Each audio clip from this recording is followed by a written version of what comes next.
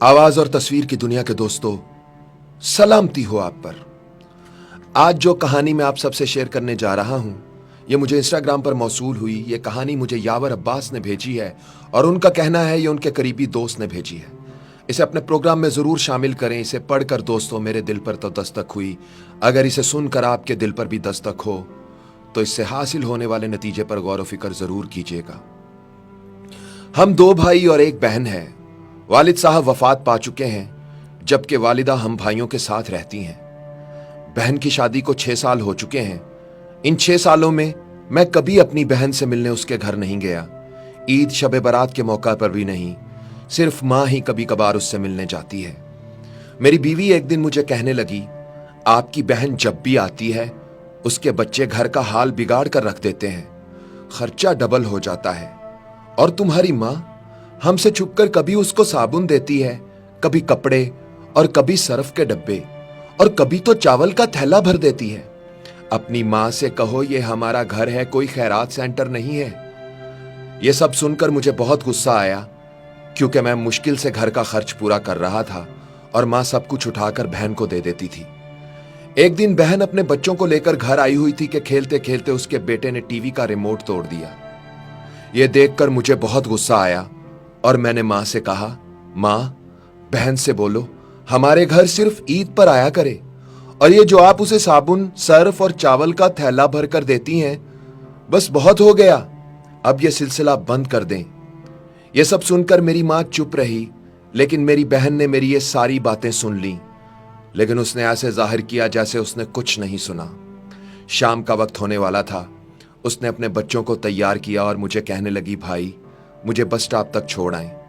मैंने झूठे मुंह कहा, रह लेती कुछ दिन, लेकिन वो मुस्कुराते हुए बोली, नहीं भाई, बच्चों की छुट्टियां खत्म होने वाली हैं, अब मुझे वापस जाना चाहिए। फिर जब हम दोनों भाइयों में जमीन का बंटवारा हो रहा था तो मैंने साफ इनकार कर दिया कि मैं अपनी जमीन से बहन को हिस्सा नहीं दूंगा। बहन सामने बैठी थी लेकिन वो खामोश रही। मेरी मां ने कहा, बेटी का भी हक बनता है, लेकिन मैंने गाली देकर कहा, कुछ भी हो जाए मैं बहन को हिस्सा नहीं दूंगा। ये सब देखकर मेरी बीवी भी मेरी बहन को बुरा भला कहने लगी, मगर वो बेचारी खामोश रही। कुछ वक्त के बाद मेरा बड़ा भाई अलहदा हो गया और मां भी उसके साथ उसके घर चली गई। मेरी बीवी और मैं दोनों बहुत खुश थे, मगर हमारी ये खुशी ज्यादा देर तक कायम न रही और मेरे बेटे को टीबी हो गई। मेरे पास जो कुछ था मैंने उसके इलाज पर लगा दिया। 1 लाख का कर्ज भी सर पर चढ़ गया। भूख सर पर थी। मैं बहुत परेशान था। कमरे में अकेला बैठा था, शायद अपने हालात पर रो रहा था कि उसी वक्त मेरी बहन घर आ गई। बीवी ने मुझे बताया तो मुझे सख्त गुस्सा आया और मैंने कहा, पहले ही वक्त मुश्किल चल रहा है, ऊपर से ये मनहूस भी आ गई है। मैंने बीवी से कहा, कोई जरूरत नहीं गोश्त या बिरयानी पकाने की। थोड़ी देर बाद बहन डरते डरते मेरे कमरे में आई। मैंने नागवारी से उसकी तरफ देखा, मगर वो आगे बढ़ी और प्यार से मेरे सर पर हाथ फेरा और बोली, वीरे, मैं तेरी बड़ी बहन हूं। तुम तो मेरी गोद में खेलते रहे हो, मगर अब देखो तो जरा, मुझसे भी बड़े लगते हो। फिर मेरे करीब बैठकर उसने अपने पर्स से सोने के कंगन निकाले और मेरे हाथ पर रख दिए। आहिस्ता से बोली, वीरे, तू क्यों परेशान होता है? तेरी बहन अभी जिंदा है। बच्चे स्कूल गए हुए थे तो मैंने सोचा जल्दी जल्दी से मैं अपने भाई से मिलाऊं। भाई, ये कंगन बेच दो, अपना खर्च चलाओ और बेटे का इलाज करवाओ। फिर वो आहिस्ता से बोली, भाई तुझे कसम लगे किसी को मत बताना कंगन के बारे में। फिर उसने मेरा माथा चूमा और 1000 रुपए मेरे हाथ में थमा दिए। मैंने देखा वो 100 50 के नोट थे। शायद वो मेरी बहन की कुल जमा पूंजी थी। वो जाने लगी तो मैंने उसके पैरों की तरफ देखा। उसने टूटी हुई जूती पहनी हुई थी, पुराना सा दुपट्टा ओढ़ा हुआ था। जब भी आती थी वही दुपट्टा ओढ़ कर आती।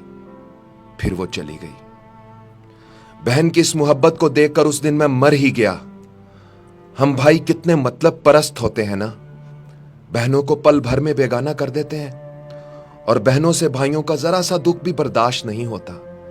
मैं कंगन हाथ में पकड़े रो रहा था और सोच रहा था, बेचारी अपने घर में ना जाने कितने दुख सह रही होगी। कुछ लम्हे बहनों के पास बैठकर उनका हाल चाल पूछ लिया करें, वो इतने से ही खुश हो जाती हैं। यह अब मेरा जाती तजुर्बा है कि जब भी हालात खराब हों बहनों को दावत पर बुला लिया करें, फिर देखें उनकी वजह से कैसे रिज्क मिलता है। अफसोस हम समझते हैं कि उनके आने से अखराजात बढ़ जाते हैं, या माँ अगर उनको कुछ दे देती है तो हम समझते हैं इससे हमारे घर में कुछ कमी हो जाती है, मगर ऐसा नहीं है। जब तक हम बहनों पर मेहरबान रहते हैं कुदरत हम पर मेहरबान रहती है, और जब हम बहनों से शफकत का हाथ उठा लेते हैं कुदरत हमसे अपना हाथ उठा लेती है। उजैर भाई, इस कहानी को अपने प्रोग्राम में जरूर शामिल करना। लाखों लोग आपकी आवाज और बात सुनते हैं, वो जरूर इसे अपनी जिंदगी का हिस्सा बनाएंगे। आवाज और तस्वीर की दुनिया के दोस्तों, इस कहानी ने